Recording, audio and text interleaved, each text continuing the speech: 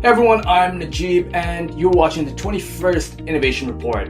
Now for this episode, we're going to be talking about something that happened today and it's fresh breaking news, which is the Bitcoin fork.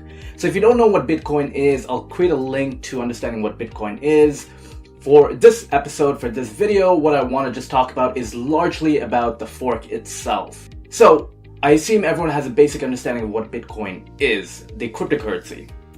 So today, on August 1st, 2017, what ended up happening was Bitcoin actually forked. So the way the forks work is if you understand the chain structure of the Bitcoin blockchain itself, what ends up happening is when there is a disagreement, the chain actually splits up into two.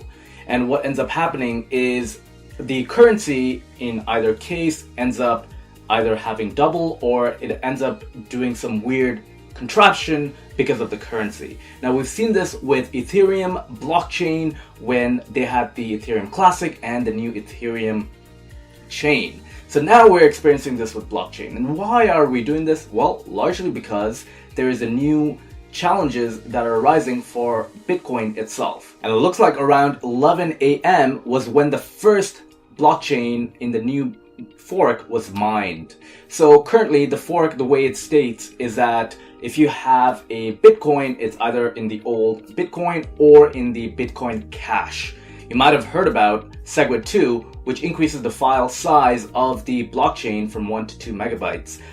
But now with Bitcoin Cash, what ends up happening is with the block itself, it increases to 8 megabytes. It allows for more transactions per second. Having said that, that is the intention. However, what happened is when the first block was mined, it took about just over 5 hours for the first block to be mined. Now, if that's the case, you realize that it's going to take a huge long time if that is consistent.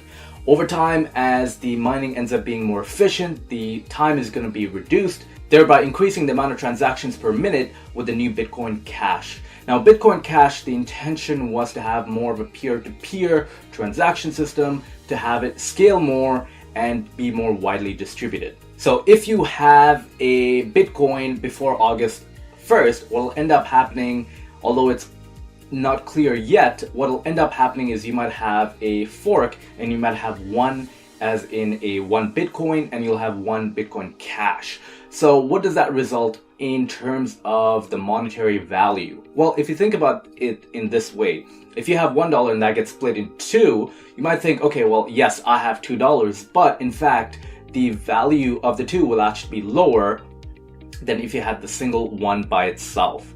Now, if you think about it, what will end up happening is for people who are using exchanges such as Coinbase, what they won't be able to do is select either or until the exchanges actually create a system to decide which side or which fork you want to go with.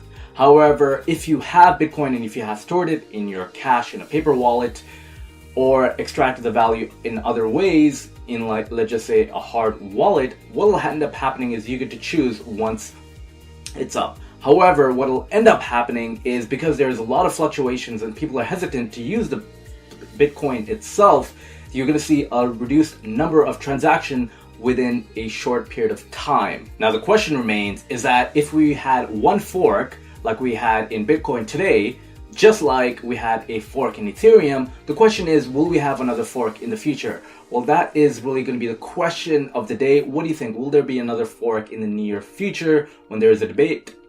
Or will it just be the one fork that we have right now? Let me know in the comments below.